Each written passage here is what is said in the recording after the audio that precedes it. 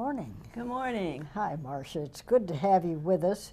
And for our community audience, just tell us a little bit about your background and what gives you the background, the knowledge, the expertise to talk about dreams. Oh, well, first off, I've always dreamt a lot and had good dream recall.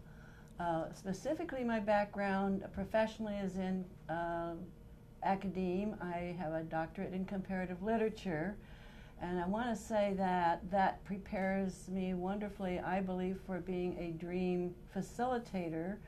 I'm immersed in mythology, in languages, in stories, in poetry, which deals with images as does dreams. So that's primarily why I come to this, I believe, with a really good background. I'm also interested in people, and I'm interested in dreams. Wonderful. Yeah. Just the right person for what we want here. You say that you're a dream worker. What does that mean? What do you do as a dream worker, Marsha? Well, what I do as a dream worker is facilitate the process for others to tell their dreams and to unpack the meaning of their dream as it resonates with them. It's not me telling them what their dream means, it's me helping them, guiding them to come to their own awareness of the importance of their dream to them. I have to add that I primarily work in groups and not with individuals, though I do work with individuals, but not primarily. And that's by choice because I feel that community is a very high value with me. I believe we need more of a sense of community in our world. And originally, I understand that people told dreams in the group that they were, living with, if they told their dreams at all. And this recapitulates that very, very early beginnings for humankind. It also allows for an additional richness because the more people there are in the group who are participating in responding to the individual dreamer's dream, then the more input and more information and more ideas and more suggestions that individual gets about the meanings of their dream.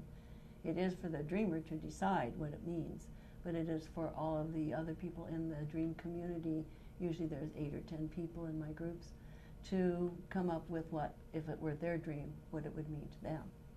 Yeah. Well, I have had the good fortune of attending some of your classes, and there's a kind of a radiated feeling that goes out over time and is very helpful.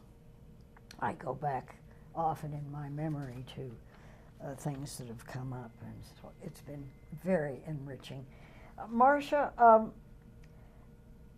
tell us, why are dreams so important? Oh, that's a really great question. Well, first off, all people dream. We might not all have good dream recall, and in the Western culture, that is almost a problem from a dream worker's point of view.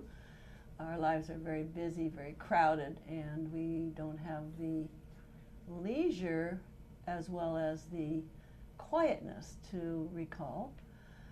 When we do, however, our dreams can give us guidance. Many believe that our dreams come to us from, the Western thought about that is that our dreams come to us from our own unconscious, where we have a lot of material that wants to come into awareness and that we need it to come into awareness.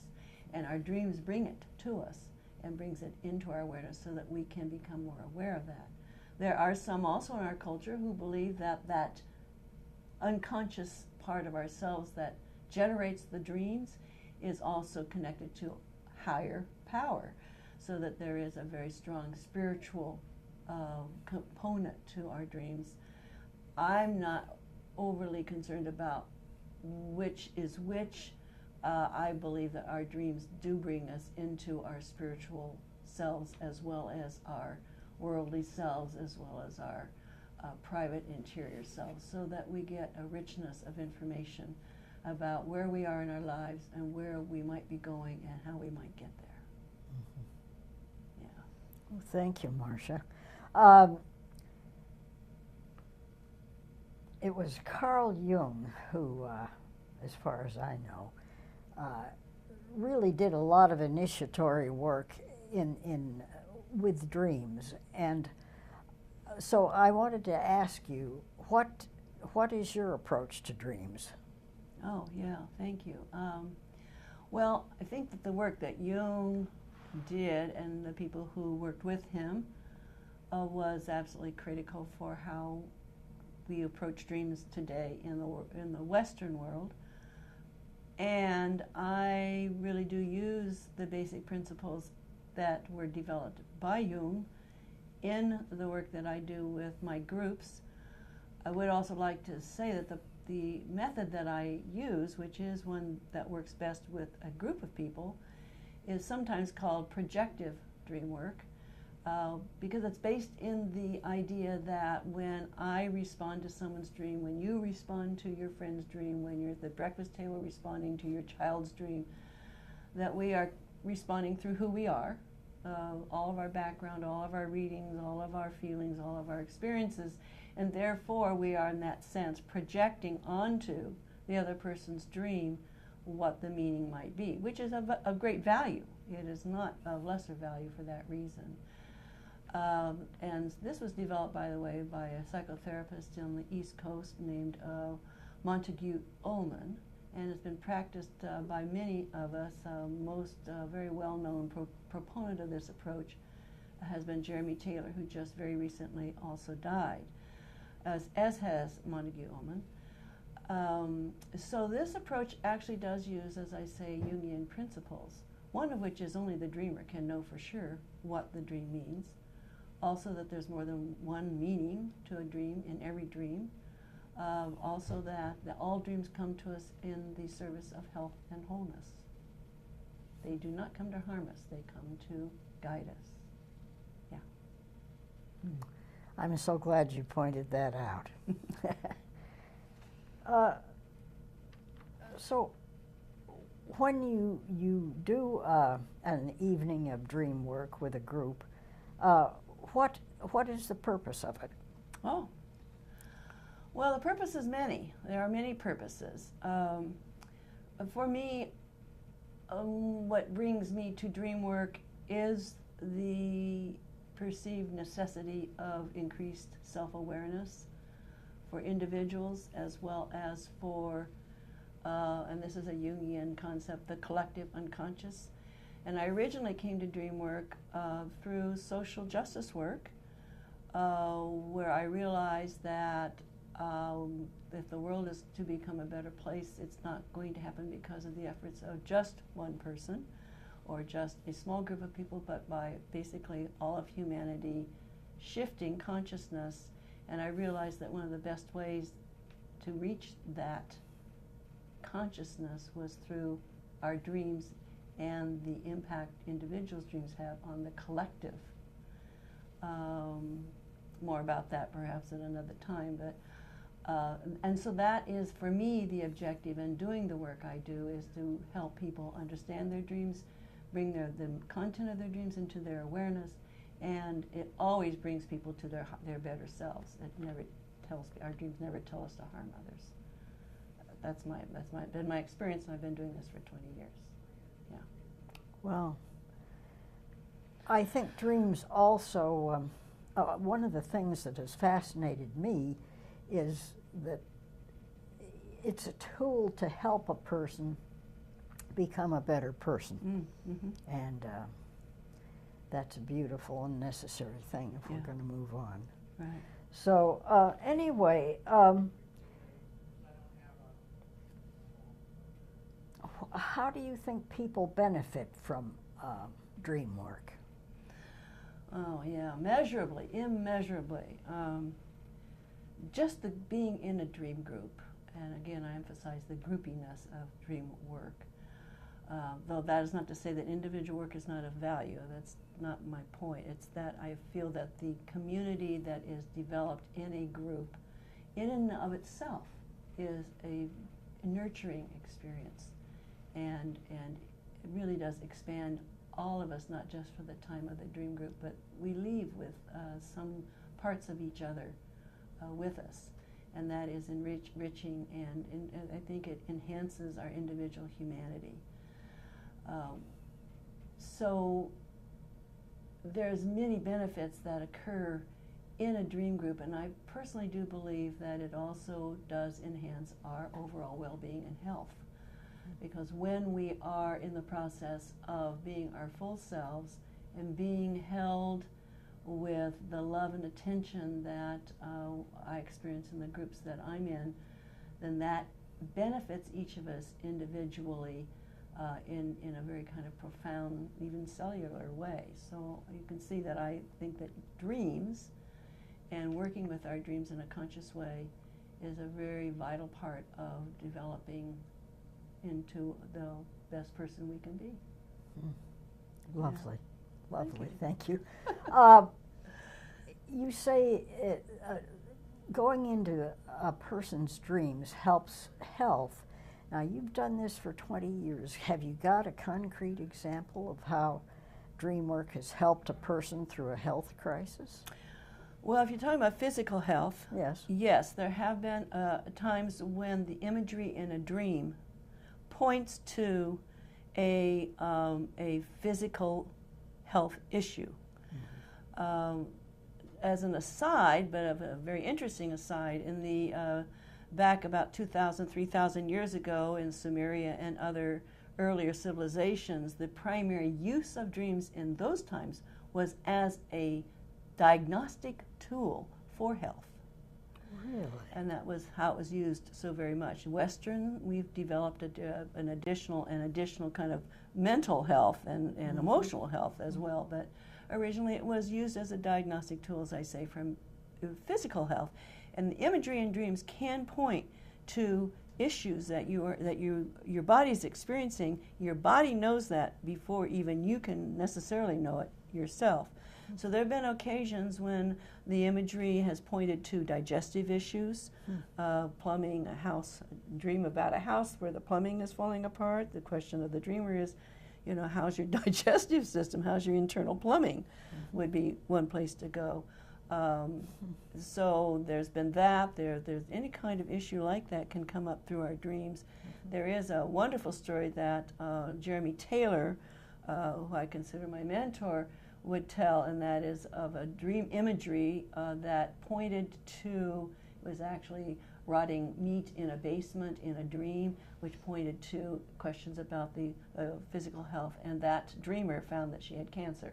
So, and was able to address that before it had gotten more advanced. So it can actually be helpful in that way, and I always encourage the people who work with me to always ask themselves, is there anything in my dream that's pointing to some physical ailment or physical needs that need to be addressed? Or emotional too? Certainly emotional is always there, and what do I need to be doing emotionally to bring myself into balance or to be in better health? Are Yes. there any other things similar to this, or maybe dissimilar even, that you ask too? You mean in terms of health? In terms of health, yes. Well, sometimes what we're trying to do in our dreams is to understand why we feel the way we feel, and in that sense we're moving more in the kind of the traditional realm of psychotherapy, if you will, and I always rush to say that my background is not in psychology or psychotherapy, but is in education, actually, so I feel like I'm an educator. But when we get into that realm, it is for the dreamer to want to explore to the extent they're comfortable where their dreams are taking them in terms of their emotional health. Yeah. Interesting. Well, it's kind of an infinite It is infinite kind of thing, isn't it? Yeah. And therefore very valuable. Yeah. Keeps one busy for a lifetime, doesn't it? Oh, yes. If it's a lifetime practice. Have you at all looked into, for instance, the Achuar Indians in South America and what they do? And they're very into dreams. And Yes, as a matter of fact, interesting you mentioned the Oshawa in particular, because I've read a couple of papers recently that have been published about the Oshawa, which is a dreaming culture. They're not the only ones. Many indigenous cultures still are, those that are still somewhat intact, and not all, but some are dream cultures. By that we mean they are cultures that rely upon telling their dreams to each other on a regular basis in the community as part of the community traditions, and learned from them. And of course the stories of the Oshawa have come much into the Western realm, because they've recently had dreams that have pointed them to partnering with the West in order to resolve some of the issues that are coming up in the Amazon basin where they live, which is destroying their culture. Yeah, that's another interesting use of dreams. Well,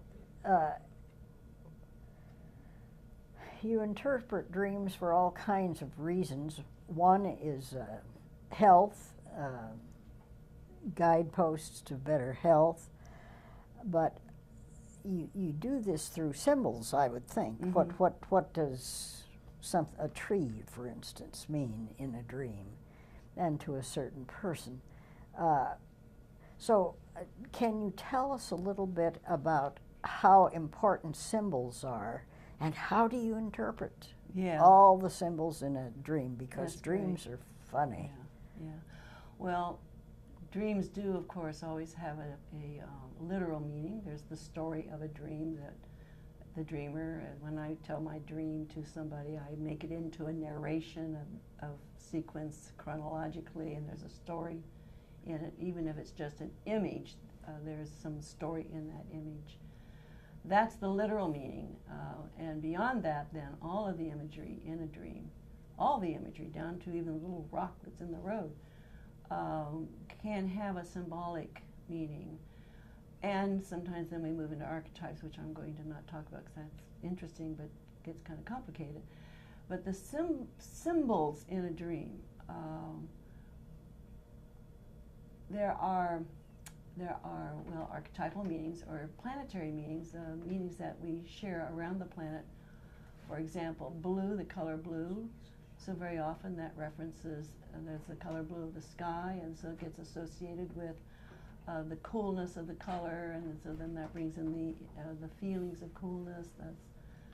And so there's a symbolic meaning that is shared by many individual persons, and then there can sometimes be a very private meaning that belongs to the dreamer. And it's important to allow the dreamer to come up with their own association with an image, a dog, a tree, a house, a rock in the road, even the individual person who's in my dream with me.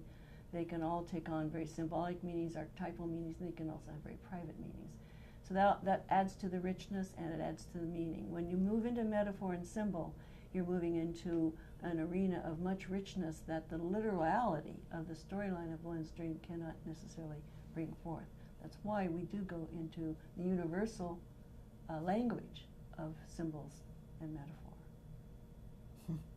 You mention archetypes, and can you tell our audience what is an archetype, and how do you use it to help a person? Yeah, now this is a Jungian development too, which I think is absolutely brilliant. And what he learned and then talked about was, in terms of archetypes, is that they are basically universal impulses in humankind. Other animals have instincts. We're comfortable talking about the instinct of the dog or the instinct of the birds who flock together. Humans have instincts, according to Jung and others. And that is basically what an archetype is. And what humankind has done, because we love to tell stories, is that we have then taken those impulses of instinct, the instinctual impulse, and have built stories around it, so that by now we actually have storylines that go along with an archetype. We have gods and goddesses that embody archetypes, but the archetypes are not that image of the god or the goddess or the story. It is the instinctive impulse behind it, such as the impulse of motherhood, the impulse of fatherhood, the impulse of couples, the impulse of well, those are the most basic ones, and I could go on. And yeah, so that's how that happens, as we tell stories around those impulses. Yeah. Interesting. I know I've certainly enjoyed being in some of your classes and have found them very worthwhile. But tell us a little bit about your classes and how you, what you do in a 2-hour session. Right. Well, usually my groups are under 10 people by design, because I want them to be small enough that the individuals can get to know each other. I organize my group experience in a series of 8 to 10 sessions for each sequence, and usually I correspond them with the quarters of the year. And we start by doing a check-in. Everybody kind of gives a minute or two of what's happening to them in their lives. That gives us all context of what's happening.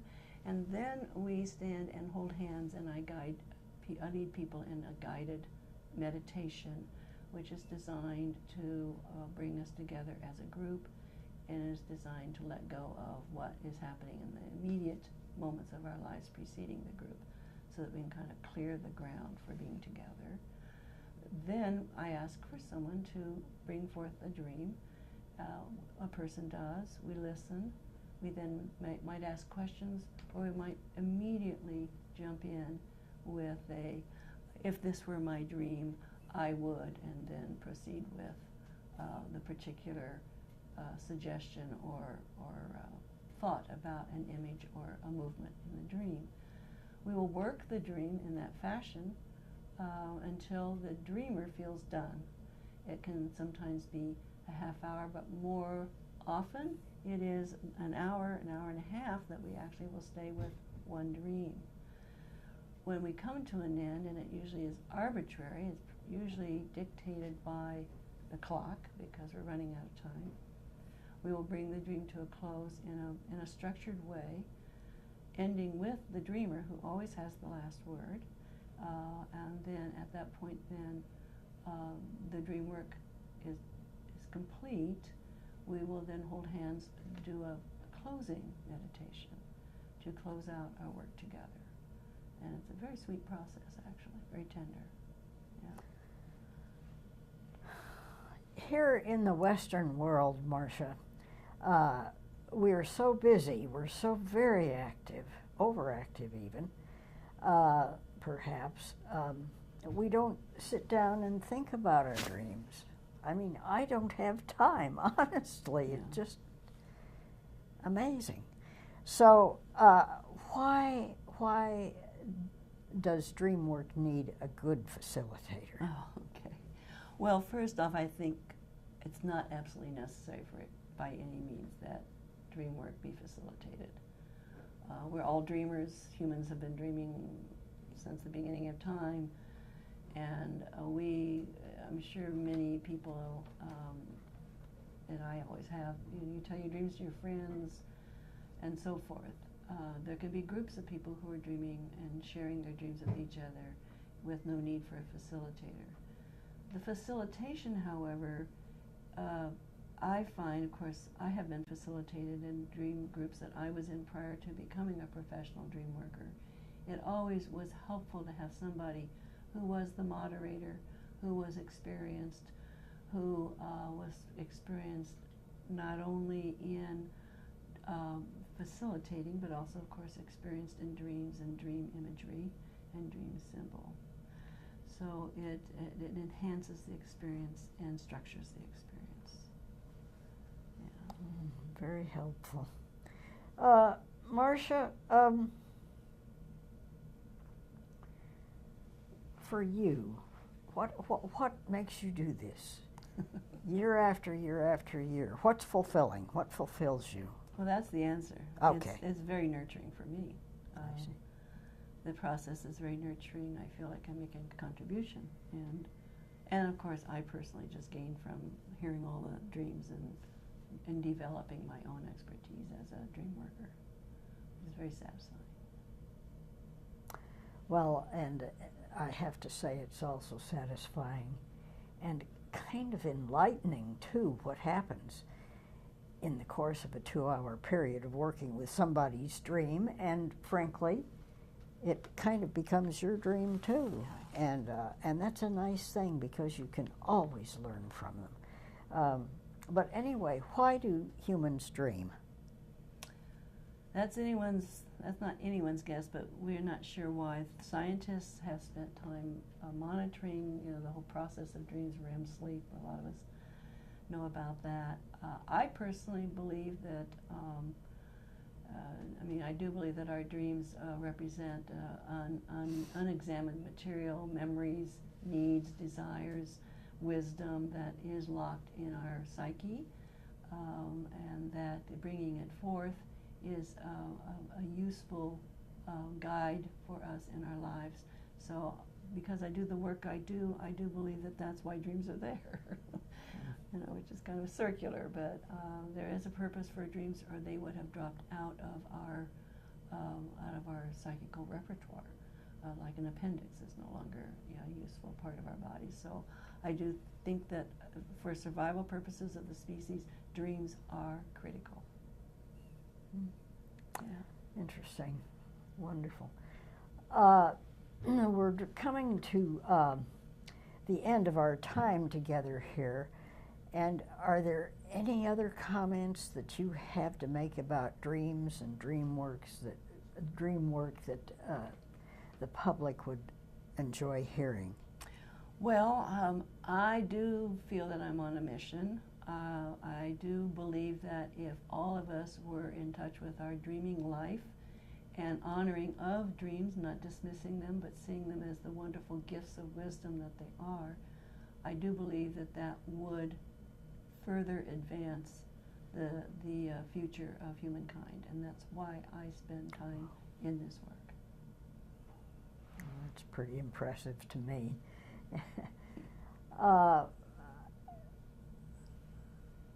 Marsha, you're contributing tremendous things to the world, to humanity, and as a participant in your workshops, your classes, I want to thank you because invariably I'm deeply moved by what goes on. It's very special, it's very individual, and yet it's universal at the same time. So thank you for what you're doing for us. Well, thank you. Keep up the good work. Thank you for having me. It's wonderful, Rebecca. Thank you.